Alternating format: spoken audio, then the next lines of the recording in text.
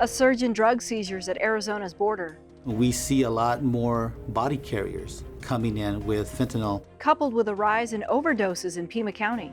Isolation has allowed some people who have been getting treatment to undergo relapse. And a newcomer's plan to solve the issues at their source. We are going to make sure that we're moving people into treatment instead of into the criminal justice system. Hello and welcome to Arizona 360. I'm Lorraine Rivera. Thanks for joining us.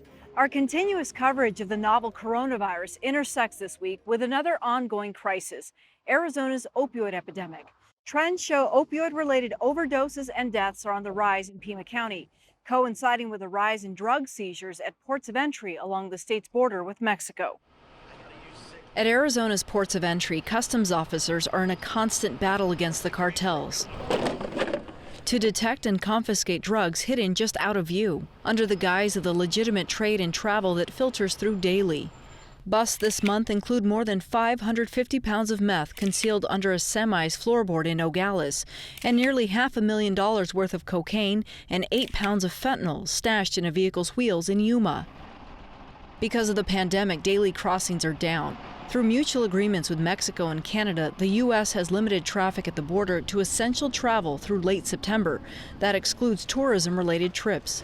But the drop in traffic has not translated into fewer busts for opioids like heroin and fentanyl. Seizures for those drugs are up more than 20% and 40% respectively compared to this time last year. We got insight into the latest trends at the ports from Guadalupe Ramirez, CBP Director of Field Operations in Arizona. So, Lupe, you guys have seen an increase in things like cocaine, heroin, and fentanyl. What do you attribute that to over the last few months here? You know, I think it started back when marijuana was legalized for medical use, and then in some other locations, some other states. When that started happening in the United States, I think that the drug traffickers started really focusing more on the hard narcotics. There's a bigger profit margin for them. So you've seen something like a more than 40% increase in fentanyl alone. How recent has that been? That's been here primarily this year, since the start of this year to now. Because of the travelers restrictions that we have, we see a lot more body carriers coming in with fentanyl strapped to their body. And so we're making a lot of seizures, and it doesn't seem to deter them at all. You mentioned body carriers. Any other trends among these smugglers? I mean, is there a new type of person who's bringing these items across? Well, you know, those trends kind of fluctuate as it is. You know, you'll see for a while they were using juveniles because they thought they wouldn't be prosecuted. Now what you're seeing is American citizens, and I think that's because of the travel restrictions, because, you know, the travel restrictions really focus on if you're not a U.S. citizen or a legal permanent resident, you have to be traveling for essential purposes. So that's reduced the number of non-immigrants coming in, and American citizens can come in. So you've seen an increase in U.S. citizens, primarily younger people also coming in as body carriers. So have you noticed a difference in travel at the ports given the restrictions that are in place? Well, we have. I mean, we've seen a reduction across the board, you know, anywhere from 20 to 40% a reduction in travel and pedestrians and passenger vehicle. But what's concerning is that even though there has been a reduction in traffic, we still have a lot of people that are traveling for non-essential purposes. So they know that American citizens and legal permanent residents, we're never going to turn you around. You can come in. But you know, we consistently get requests from especially the medical community. They're very concerned that their facilities are being overwhelmed by cases, and it's because a lot of people are still traveling for non-essential purposes, and they're going into areas that have high rates of COVID-19. So you know, we really want to encourage travelers to really think twice before they travel into Mexico. There are instances where things get past the port or they go outside the ports, and that's where your colleagues in Border Patrol have seen seizures as well. But once it gets past there, I mean, there's got to be some frustration knowing that it got through. Tell us about how that still happens, because people are skeptical of when there's so much manpower, technology, how it manages to make its way past the border. Well, exactly, and it is a business, and we are one part, as you say, of this layered enforcement. And even within our ports, we have layered enforcements. We'll do operations pre-primary, post-primary. We have the new technology and the low energy X-rays that are much faster, so we don't delay traffic. But very, very good X-ray systems. But if we get very effective at the ports of entry, then we're cutting into their profits. So they're going to find ways, as you know, in Arizona, tunnels are very, very popular. A lot of times when our seizures start to drop down, we eventually, we will start looking to see if Border Patrol or Homeland Security Investigations comes up with a tunnel, because we know they're going to be moving it. So they'll try and get it, over the fence, through the desert, through tunnels, any way that they can. They get very creative. The job that we do, it's a balance of enforcement and facilitation. We obviously want to facilitate the travel of legitimate travelers coming in for essential purposes. At the same time, we have to keep these narcotics out of our country. We appreciate the help from the public and their patience when they come through our ports of entry and we select them for inspection for whatever reason. It could be for multiple reasons. Their understanding and is really critical, and their support. Travel restrictions because of COVID-19 have had unintended consequences for communities like the city of Nogales that rely on cross-border travel to keep their economies afloat. Tony Paniagua has more. After more than 40 years of running a furniture store in Nogales, Arizona, Paco & Sons Incorporated is calling it quits. The lack of clients is unsustainable, so the family is also selling their 30,000 square foot building. We've been here since 1980. When we started, it was a beautiful business, and it was blooming like like a lot of people know us because of this. And you know what? I never imagined. But you know what? That's life. We got to continue. And it is what it is. Gerardo Paco is one of 11 siblings who grew up with the company founded by their parents. Throughout the years, the Pacos have been active in the community, but now they have no choice but to close. Paco says business slumped during the Great Recession a decade ago, and the current pandemic is another difficult punch. I think it was from the 80s to the 90s that 75% of the people from Mexico, they used to stop here. That's what kept us going. Produce industry too, they helped us a lot, but they don't even stop no more. They just kept going straight to Tucson or Phoenix. And Paco & Sons is not alone. For sale and for lease signs are becoming new fixtures in many of the city's storefronts, especially in its older areas. Along the border, the pandemic led to the shutdown of this pedestrian-only entry point. Morley Avenue is next to it, and most of the nearby stores are closed. Sidewalks are empty. Locks and chains have become commonplace.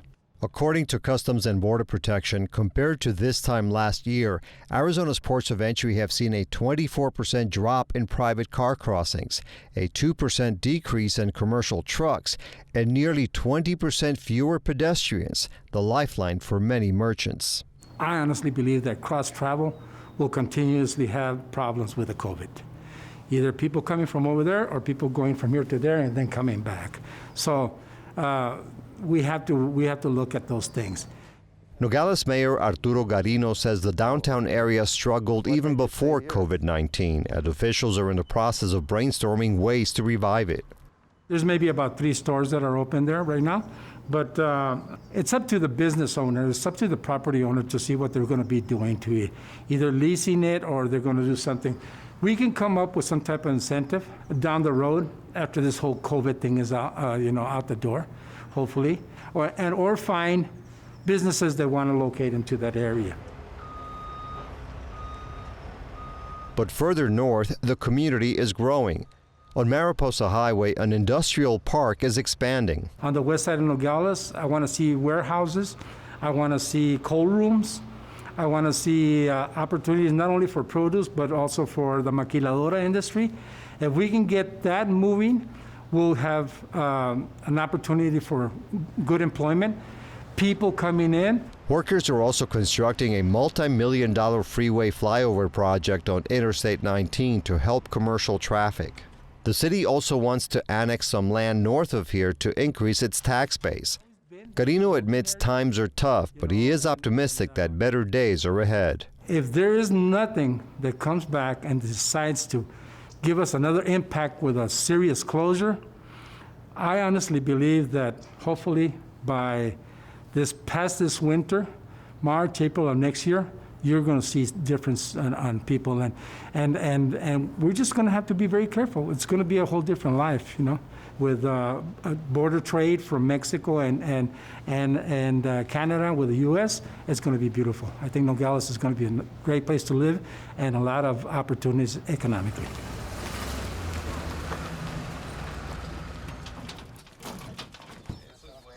At a new endeavor away from the furniture store, Paco is also trying to remain hopeful, but it's taking a lot of work. At 51 years old, he is starting a moving and storage company, and the physical labor can be taxing. But he says he's always believed in forging ahead when faced with adversity. This time, it's about survival. And it's been good, to help to pay the bills, actually, because, we still got to pay taxes, bills that come up for this big building. So that's what we started doing. Paco says he wishes more Nogales residents would support each other and buy local. That, he points out, could go a long way in helping other businesses stay afloat. If people will stay here and leave the taxes here, I think Nogales will be a better place to live, because it's a beautiful place to live. I mean, it's peaceful. There's a lot of crimes. So, I look at it that way. Buy locally, I think we'll be a better town. Despite the hardships felt by communities on the border, cartels continue to profit off illicit drug sales nationwide. If they manage to get their products past the ports and checkpoints, Arizona's interstates lead to distribution hubs in Tucson and Phoenix. But deputies in Pima County provide another layer of defense. Arizona 360 saw firsthand last year how deputies get drugs off the streets in Pima County when we rode with members of the department's border interdiction unit. I can't tell you exactly where it was going, but at least it didn't get there and somebody's not putting this in their body, that's for sure. In 2019, the unit seized more than 400 pounds of meth, nearly 130 pounds of heroin, and just over 50,000 fentanyl pills. Through July of this year, they've confiscated about 180 pounds of meth, 38 pounds of heroin, and more than 95,000 fentanyl pills, putting them on track to more than double last year's haul. As we heard from Captain Jeffrey Palmer, the pandemic has done little to slow the flow of drugs into the county. Drug dealers don't care about COVID. They don't care about sanctions or local politics or some of the laws that have been imposed. The shutdown doesn't matter to them. So it's been business as usual as far as drug interdiction goes with the Sheriff's Department. What do you attribute all this to? Is there a trend that's headed one way versus another? I don't know that we can correlate anything except it's big business. We talked about that before, and the cartels are continuing. I've called them an unofficial Fortune 500 company. They are big business, and we continue to play the cat and mouse game, and we're always seeming to chase. They're always a little bit of a step ahead of us, and our interdiction efforts are continuous, but it is a cat and mouse game. What are you seeing more of right now? Is it meth, fentanyl? Give us a sense. Well, what we're seeing a lot of, we do see the bulk methamphetamine. As I said, we just had a 200-pound interdiction in the month of August. We've also seen a lot of the fentanyl pills. So they're counterfeit M30 pills, the little blue Oxycontin. So they're labeled like they would be morphine tablets, prescription morphine tablets, but they're counterfeit, and they're laced oftentimes with fentanyl. A lot of the overdoses that we see in Pima County and throughout the nation are as a result of those fentanyl pills. And we do interdict a sizable amount of those. In the month of August, again, we've interdicted 8,000. On the year, we have over 2 million pills seized on multiple different cases. That's an incredible amount of street value. Talking $7 to $10 per pill. So when you're talking 2 million pills, you can do the math there. You said that the smugglers haven't seemed to change their activity given the pandemic, but have you within your unit had to change course given some of the restrictions? No, not necessarily. Obviously, we're practicing universal protocols for PPE or protective equipment that we wear, but not As far as tactics go, not as much. We are seeing some different trends, increase in body carriers. I think we mentioned that. But as far as our interdiction, really, as I said, it's been business as usual.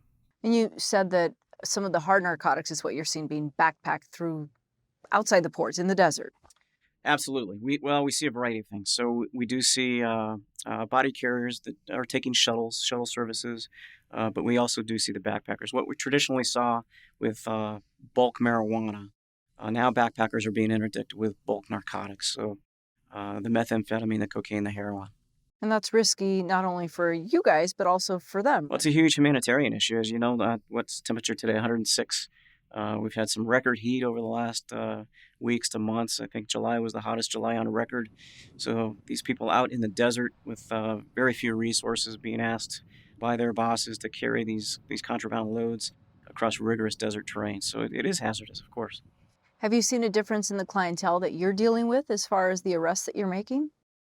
No, again, and it runs the gamut. You know, we've been doing this for a while, and we've seen juveniles carrying loads. We've seen soccer moms carrying loads. We've seen senior citizens carrying loads. So it really does run the gamut. People sometimes are entranced by the possibility of earning some money. It's easy money in their estimation. They move a package or a backpack or some sort of a load from point A to point B. Oftentimes don't ask questions. They're just delivering things for a set amount of money, and it's easy for them. And that's where we like to come in and interdict those things. Drugs that the Border Interdiction Unit can't seize then make their way into communities, carrying sometimes lethal outcomes. The Pima County Health Department is tracking a deadly rise in fentanyl overdoses, projecting more than 150 deaths by the end of 2020. That's up from the 89 deaths recorded in 2019.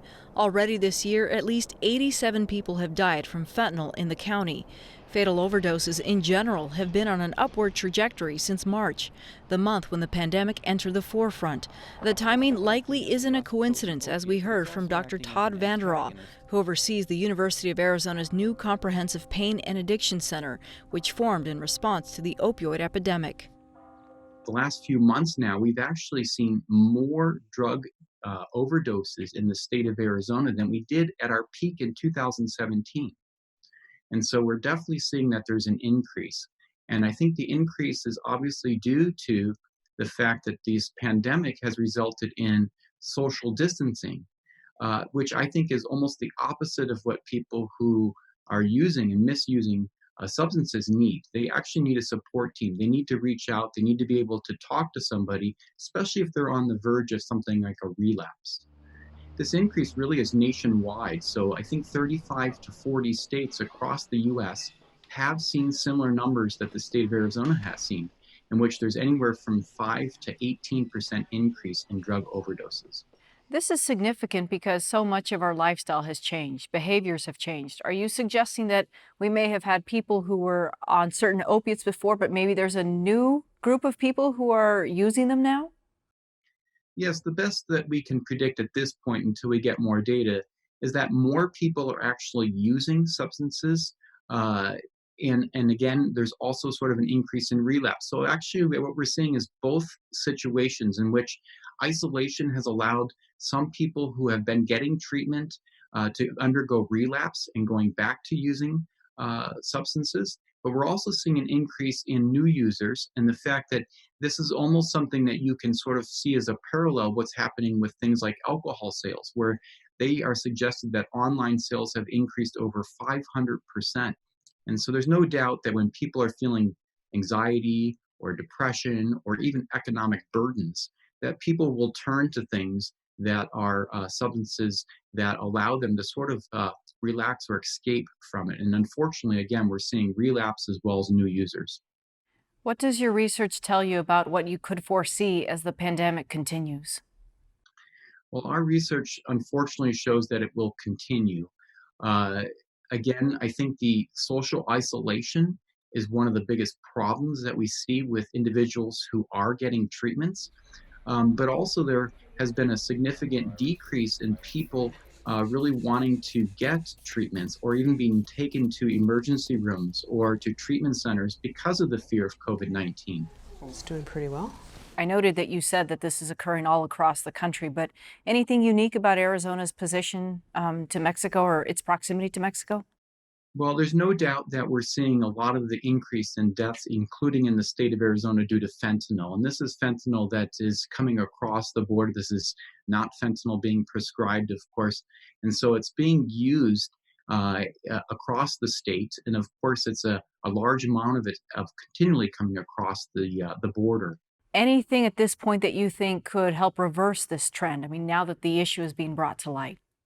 We need to really get treatment for these individuals. We need to make sure that it's safe.